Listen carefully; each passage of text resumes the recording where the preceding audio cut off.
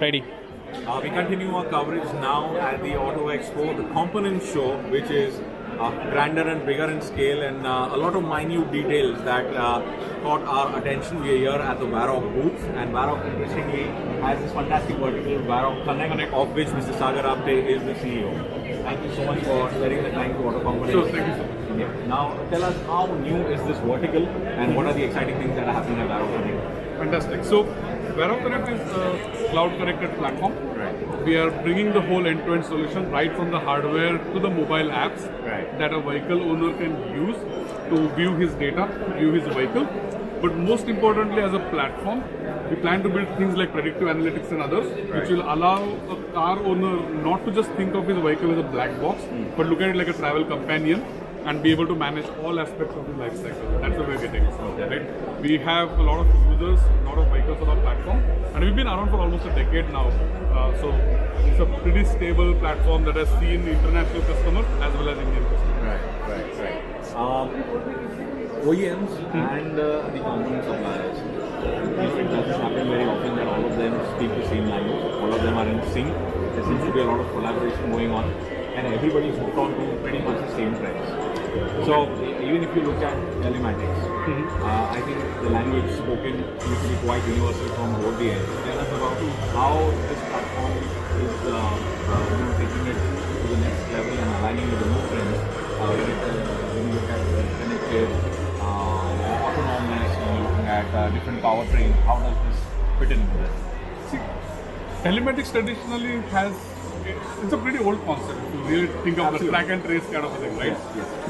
And that's not how we at Varroc Connect look at telematics, right? The age of data is here, right?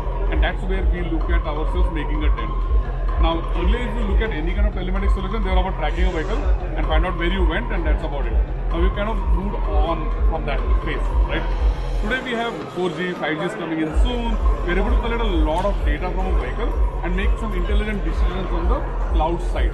So you almost have unlimited cloud processing capability, which was not available in the past. That changes the game to a large extent. So when we talk about telematics, hopefully we are not seen as a track and trace kind of a company, but really a data management platform for the OEM, where we're able to collect all these different sorts of data across all vehicles and then make some sense out of the data that is being collected. Now, end use cases could be like insurance integration. So we built a data exchange that will allow OEMs to share data with insurance companies and be able to make sense, make these algorithms out of that data. Right? So and you wouldn't have heard the word data exchange for a while, right? Yeah. But that's something that comes on top of telematics, and that's where we are really trying to build up later.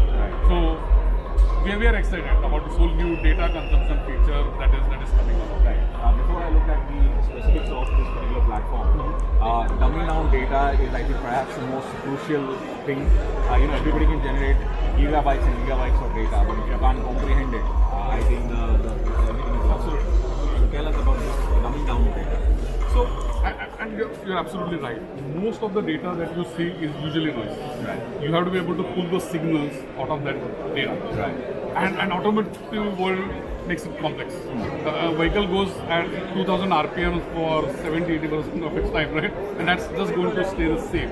Now here we need to look at that particular data and pull out those specific segments out which will make sense for the vehicle. Right? And that data selection, that we call it internally an automotive interpreter, is able to interpret automotive data which makes sense for the end user. And that's where we are able to kind of differentiate this in a big way. That's the whole signal to noise ratio that we're doing.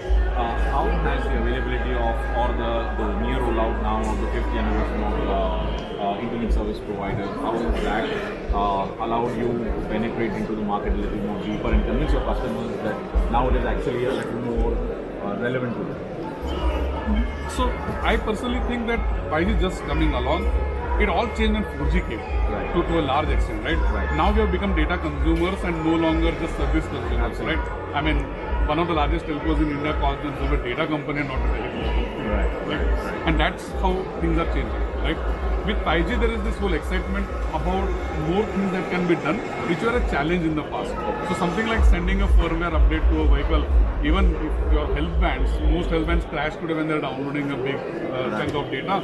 And their experience is this, we can't do with a vehicle. That is okay if it happens to a health band, but can't get into a vehicle. Right. And those apprehensions, those fears is something that 5G is going to take out of the equation, thereby leading to a better adoption from the OEMs to allow this for the end companies. Right, right. What are the key metrics that your platform allows your end customers to govern? And is it a standard option today, or it still continues to be largely an optional fitment from the OEM perspective or from the end user perspective? No, we are seeing those changes, especially because of electrification of vehicles. This is almost becoming like a must-have. Right. OEMs as well as vehicle owners want to know the status of their batteries. They want to know how it's being consumed. Right. They want to know how it's degrading, so they are not stuck in the middle of the road. That's absolutely happening. So it's no longer, it's a must-have item. It's no longer an optional item anymore, right? And just because we are kind of providing that kind of data and analytics to the end user, it is becoming more and more relevant. Right. And that's where we see everybody adopting this in a much more amicable fashion. Right. What would be your scale of deployment across various automotive segments, from the PV side to when you look at commercial vehicles, then again then small commercial, light commercial, and going up? So since it's a cloud platform and hosted, we're looking at 400,000 plus vehicles today on the platform that are already connected and running. That's where our confidence of scale and ability to scale is coming from. Right, right. And it's a milestone to get there. Fantastic. Is there a subscription model to it? What is the service element in this? So because we're using telecom connection to pull the data to the cloud, there is a subscription model involved. But usually OEMs work with a 5-year, 6-year, 7-year subscription model, and so it's a fair usage policy. It's like end of life. It's as long as the product lives, but as long as the product lives for the X number of years. Right. Now you rightly said that telematics has been around for quite some time. It has evolved from the age of tracking, more big data now. What is the next biggest tipping point, at least the point that you are pursuing now for the evolution of this platform, Varroc Connect? The data exchange. That's where we are really focused on, because India and Indian consumers are becoming aware of privacy, their rights as private users, right? So when there is sufficient fear and sufficient understanding of privacy that these worldwide chatting apps need to make advertisements to explain they are secure and private, right? And that's where this data exchange is going to do a lot of play. We are also looking at all the legislations that are being planned from an India standpoint. We are already GDPR compliant and others, but other laws that are going to come into India, we are already making them compliant. So the OEM doesn't have to think of compliance. We take care of the compliance of the data. Right. And what about the security layer? Because with data exchange, obviously there is that vulnerability. Yes, absolutely. So that's also something that almost everybody is becoming aware of. Luckily for us, we started working with the insurance sector in 2016. They've been extremely paranoid about data theft. We have very stringent audit processes. We are probably the first telematics company to have a dedicated chief security officer. Okay. Why would you have a chief security officer in 2016? But we had one because we were working with the insurance sector. Right. So we take that very seriously. And one of our latest offering is firmware over the air and stuff, which is encrypted, has independent certificate management. Everything that you can think of from an enterprise grade, stable and scalable and secure platform, we have that. Is there a retrofitment element to this also for older vehicles? Yes, absolutely. So we have two types of go-to-markets. One is an OEM fitment and one is an aftermarket. Right. Aftermarket we work mostly with dealers and others. OEM fitment is what we are really focused on. And do you cater to or assist fleet operators in the initial stages of using this platform and trying to give them a proper use case that over a 6-month period or a year-long period, this is what we will help you achieve? So we are very much ROI driven. Right. Some of the most important use cases we get is like, can you help me become more safer? Okay. Can you help me reduce fuel theft? Can you help me reduce misuse of vehicles?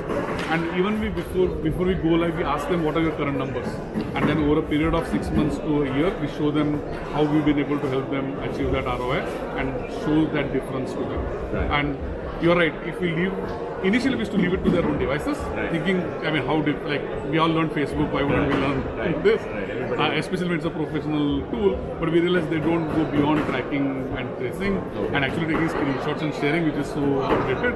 So then we have a success team now in-house that every time a customer comes, an account manager and success manager assigned to them, and they hand-hold them for the first 6 months so they kind of become more proficient in the use of it. Right. Now, as I move towards summing this conversation up, what would be the overall penetration of telematics? Like there is a clear-cut penetration of how much of India is digitalized. So how much of India is telematized from that perspective? That's a very difficult number to put. So, Right. But would it be more penetrative in the CV segment because there is a use case? for two reasons, it's Right. definitely penetrative in the CV segment. Purely because one, there is regulations in the government, AS140. Right. So almost every CV segment is now coming integrated into this. Right.